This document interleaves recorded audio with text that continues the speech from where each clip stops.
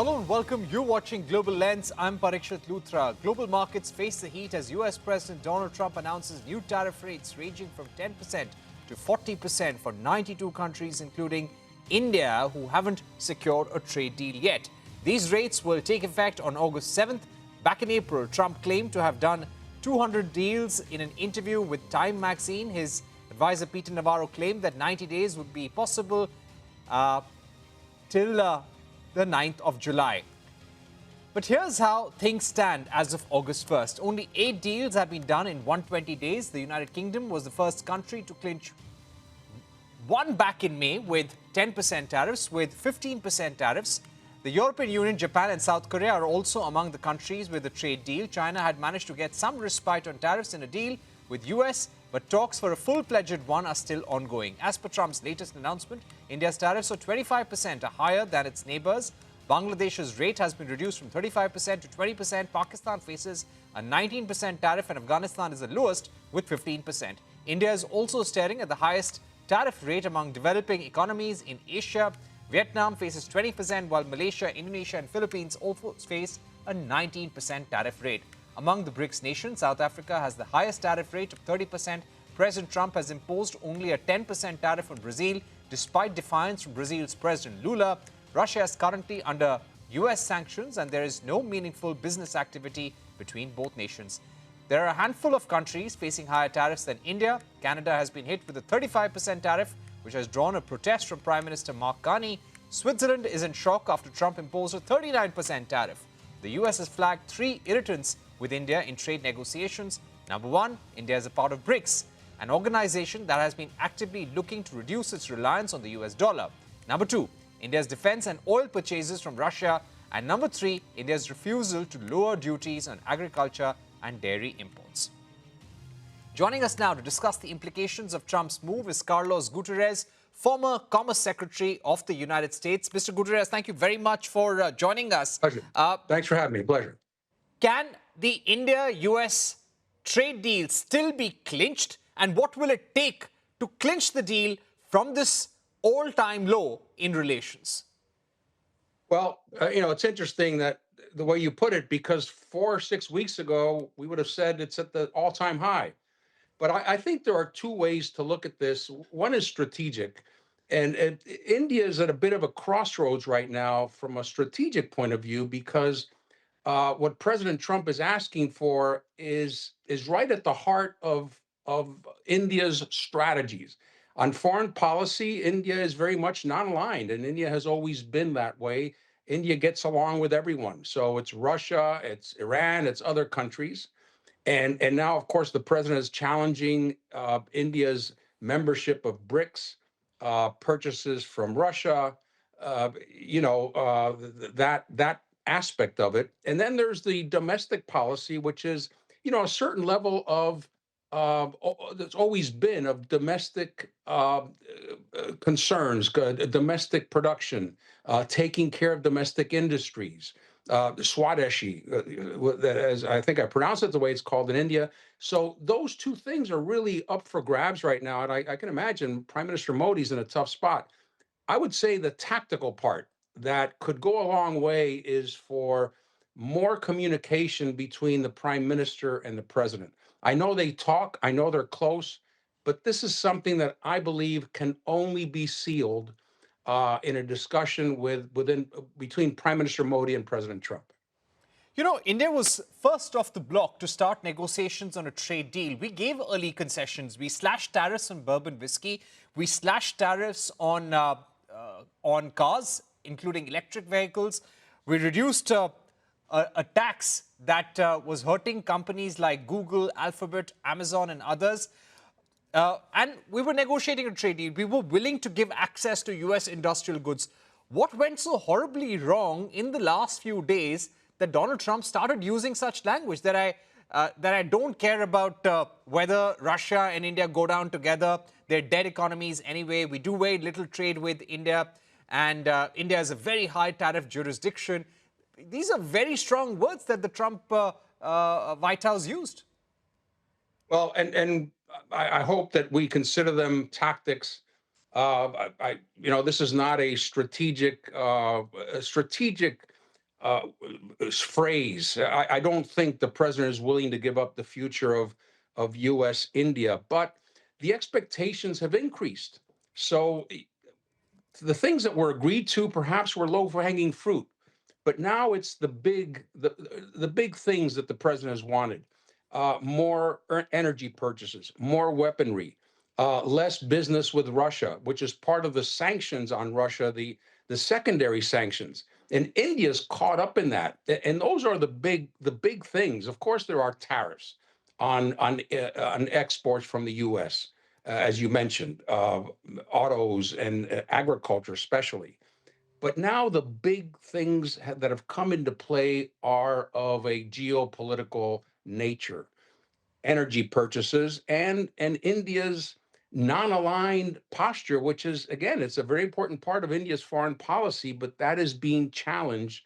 And that's why I think that on a strategic level, the prime minister is being, put on the spot. But I do think that a lot of this can be resolved by more communication between Prime Minister Modi and President Trump. Right. What do you think about the bonhomie between US and Pakistan? The president was all praise for Pakistan, saying that we're going to have a great deal, we're going to develop Pakistan's oil reserves, we'll choose a company. How will all this come about? How is a trade deal with Pakistan even beneficial to US?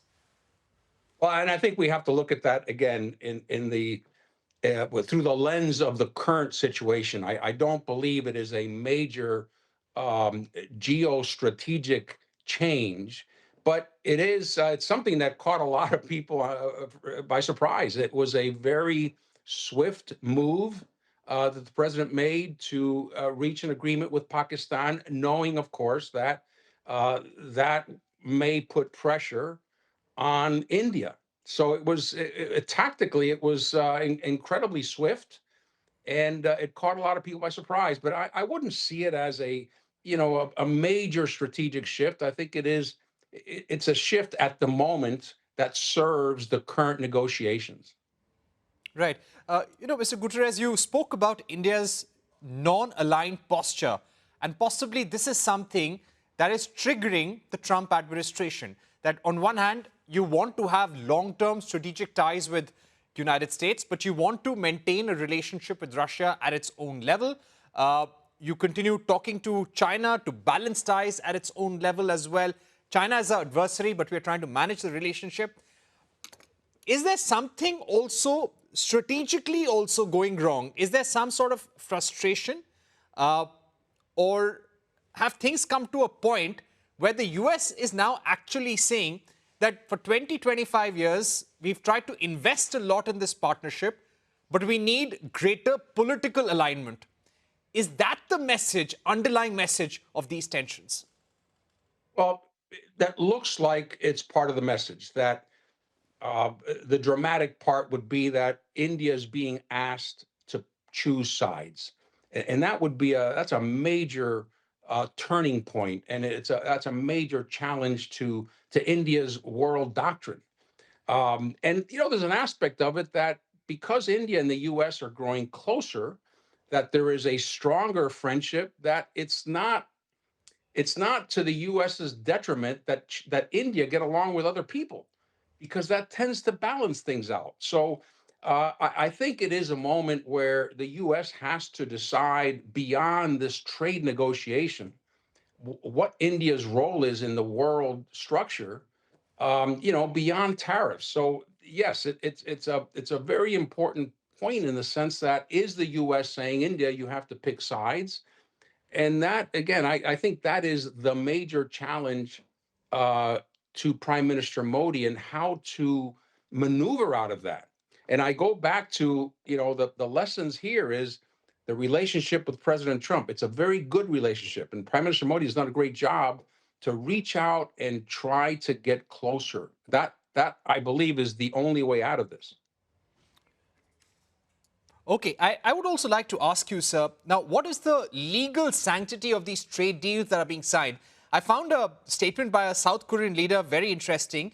He said that there was no time for a written text. This was an oral trade agreement. We've not heard of oral trade agreements earlier. So what would you say about the larger sanctity? Because, trade negotiators are saying that, US is saying that they're getting a $550 billion investment from Japan, $350 billion investment from South Korea. But orally? Yeah, that's an important point because if you take, for example, USMCA, Canada, Mexico, the tariffs are on products that are not compliant with that USMCA. So the sanctity of that agreement is being respected. With Korea, it's all products, in spite of the fact, or regardless of the fact that we have a trade agreement with Korea. So those are things that are really being thrown up in the air. And I would say the way that it's being justified is that all of these trade actions are considered a national security concern, national security emergency by the U.S. And that's the way it's being justified. But a lot of legal action is being taken place. As we've seen in the past, the president will find a way to either delay a decision and continue to appeal and raise it higher, even to a Supreme Court, um, or find other ways to impose or to exert influence or power on trade. So, yes, it's a factor, but I think that the president will continue to move on, at least in the short term. It'll be hard to stop. It will be hard to stop. And at what point do you think the US may impose a penalty on India? What could be the quantum of that penalty? How will he calculate that? Will it be contingent on the Russia-Ukraine talks outcome? Well, that's an important question because, as you know, the the president has threatened secondary tariffs on countries that do business with Russia, and that's primarily China, India, Iran, who buy energy from Russia. Um, the thing there, of course, those are very difficult sanctions to put in place. But if they were to be put in place, that is also a big sanction on China at a time when U.S. and China are trying to negotiate a very large agreement that is constantly getting larger and larger. So, and the tariffs is 100%. So that would be a major, major move. Um, if the tariffs worked, if this secondary tariff regime actually worked, it rarely does, but if it worked, that means the price of energy would increase substantially, the price of oil, which is something the president doesn't want. So that date has been moved forward. As you know, it's coming up in 7 or 8 days, and that's a very important date because it's something that I don't think anyone wants. I don't think the U.S. wants it, India, Russia, China, but it's out there. But that's very important. I don't think it, can the president slap tariffs on India but not on China? Well, he seems to be able to do whatever he wants, and perhaps justify it in the sense that negotiations are going on with China, but they have broken down with India. So that's another variable. That plus BRICS is really what has become a very emotional topic in the last 3 to 4 weeks. To your question about what's changed, these geopolitical issues have become a lot more important. Right. Carlos Gutierrez, always a pleasure having you on Thank CNBC you. TV 18. Thank you so much. You've given us a lot to think about, some very important points there on what the Indian businesses can expect over the next few weeks. We're taking a short Thank break you. here on Global Lens, but don't go anywhere. We continue our focus on Trump's tariff war on the other side with Ashok Malik of the Asia Group.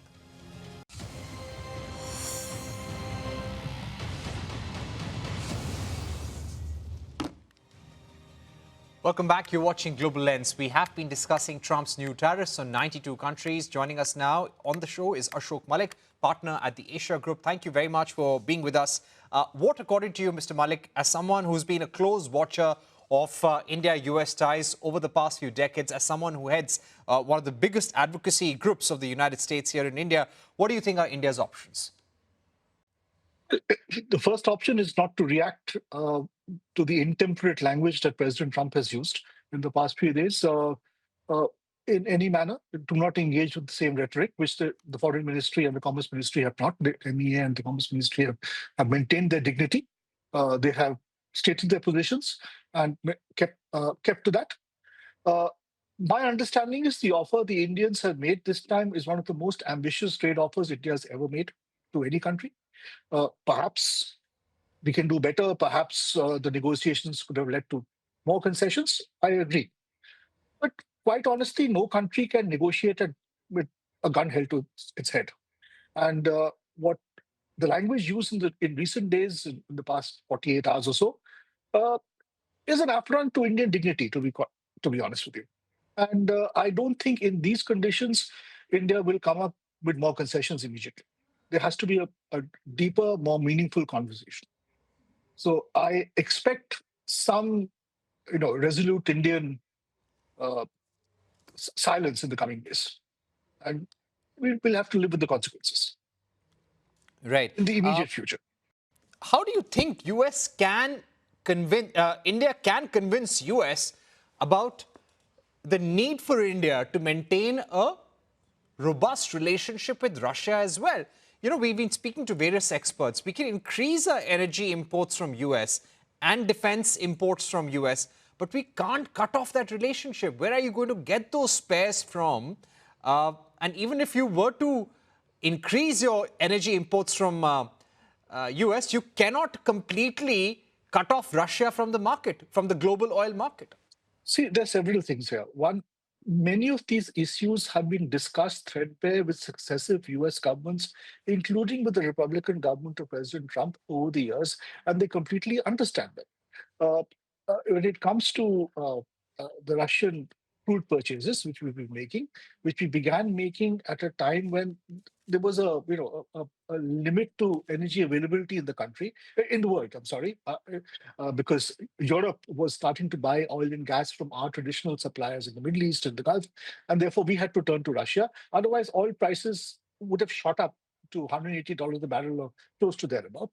And the crude oil which we defined was used by Europe, was used by the UK, it was used by the West as well. It was recognized. The US government of the day recognized it. Quite frankly, till a few weeks ago, Trump recognized it. Again, when it comes to defense purchases, we have been diversifying. Successive governments, including this one, have been diversifying. We don't buy as much Russian or former Soviet equipment as we used to. We don't buy platforms of them. We hardly buy any platforms of them now. And again, we started depending on Russian weapon supplies or defense platform supplies because there was a US embargo many years ago. There's a history to that.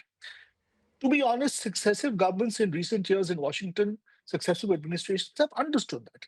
Even Trump seemed to understand it. Trump's officials understand it. Trump's political appointees understand it. So there's no question of having to persuade people. People know the story. Uh, Trump has decided not to know it because he's having a problem with Putin right now. Putin is not giving him the comfort and the deal he wants in Ukraine. Why Putin is not doing that is between Putin and Trump. We have no say in the matter. We can't influence Putin, Ukraine, or Zelensky or Trump on that matter. But Right. we are, in a sense, suffering collateral damage. Yeah. The problem is not India's defense purchases or oil purchase. The problem is Trump has an axe to grind with Putin. He's taking it out on us. Right. And he's getting frustrated there as well. It's a message to Russia, too. What if a trade deal does not happen with the United States at all? Look, it is a challenge. There's no question that it is a challenge because a 25% tariff structure will affect our export competitiveness. More than current exports, it will also mean that the tariff advantage we had hoped for, especially vis-a-vis Vietnam and China, in specific sectors where we hoped supply chains would move to India or factories would move to India, like uh, electronics, iPhones, mobile phone, not just iPhones, but mobile phones more generally, electronic manufacture, toy manufacture, shoes and footwear, garments and textiles, uh, in sports goods, for instance, in those areas where we had hoped that a significant or sufficient tariff advantage over Vietnam, for instance, would see some investment coming to India. That is not likely to happen in the near future. It might happen in the long term, but it won't happen in the near future. And it obviously does not see a tariff advantage that it can exploit. So there is a problem. There is no demand sink for the world like there is America. This This is a challenge which all of America's big economic partners and the big exporters to America, whether for goods or services, are grappling with. Uh, Having said that, my understanding is the trade offer India has put at the table is extremely attractive. Uh, it, yes, there are some issues that Trump is still concerned about. He wants India to buy wheat. He wants India to buy milk and milk powder, which we can't do. But again, India is not unique. Every country has red lines. Try selling rice to Japan. Try selling meat to the EU. Try selling agricultural produce to Australia. You will run into problems. Uh, Next, GM crops, for instance, we have problems importing GM crops for human consumption. Can we import GM crops for, let's say, ethanol production? Perhaps we can. But those are relatively minor issues. That is give and take at the negotiating table, which can even happen in subsequent negotiations. Because remember, we've only more or less tried to finalize tranche 1A. This tranche 1B of the BTA, of the bilateral trade agreement. Then there's the second tranche, there's the broader agreement. We haven't even opened the chapter on digital commerce yet. We're still talking about goods. And goods is, frankly, yesterday's story. Tomorrow's story, in terms of Indo-US trade, is digital goods. It's e-commerce, it's data, it's all of that. We haven't even opened that. The sky's the limit there. So and those will probably be more. Those will be the negotiations, digital commerce and services will perhaps be even more difficult, is what we are given to understand. Mr. Malik, of course your EU is watching our negotiations with US very closely. They're wanting to see whether we'll give concessions on agriculture and dairy. Now, successive US administrations have been wanting India to open up the agri and dairy sector. We are saying that there are religious sentiments. We're saying that, you have to keep in mind national interest and farmers and agriculture. All of that is understandable. But considering what's at stake with a partnership with the United States, can we allow the relationship to falter, the strategic relationship to get derailed because we don't want to compromise on agriculture and dairy? So what's going to be the set-off, so to say? Where do we decide that, yes, we need to make a compromise? Do you think somewhere we need to start thinking long-term about how do we want our relations with the US to be in the next 10 to 15 years? Because what we're also told that if a trade deal does not happen, these tariffs could stick and the relations between India and the United States could go down for many more years. Look, you asked multiple questions there. One, any trade deal, any deal of any nature does call for mutual compromise. So yes, all of what you're saying is important for India is certainly true, but it's equally true for the US. Does the US president want to be the man who lost India because he couldn't export GM crops or GM food to India or beef to India? I mean, is it really going to come down to that? I don't think even the EU expects India to open up its dairy market or its wheat market to the EU as part of a trade deal. Certain types of cheese, for instance, certain types of fruit, certain types of nuts, edible oil, perhaps, if it's not GM edible oil. Yes, all of that can happen, certainly can happen. But every country has some red lines. Coming to the strategic importance of the relationship, it is our most important relationship, just as the India relationship is one of the US's most important relationships. And perhaps in time, President Trump will come to recognize that some deal is better than no deal. Do remember, we've signed a deal with the UK. India is not the world's largest market, but India is still a considerable market. We've signed a deal with the UK which gives Scotch a market advantage over bourbon.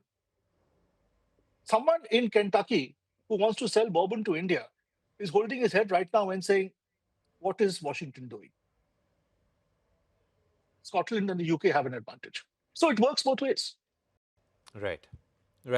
Mr. Malik, wonderful talking to you. Of course, there are lots of moving pieces to this puzzle, and we've not heard the last of this. There will be more comments from the Trump administration, and hopefully You never know. There might be a conversation between Prime Minister Modi and President Trump as well, and we could see a solution. But currently, it's all in the realm of the unknown. Thank you for being with Well, us. That's all. with President Trump, it's not just every day is a new day, every hour is a new hour. So, Right, of course. Thank you so much, Mr. Malik, for being with us. you. That's all we have time for here on Global Lens. Goodbye.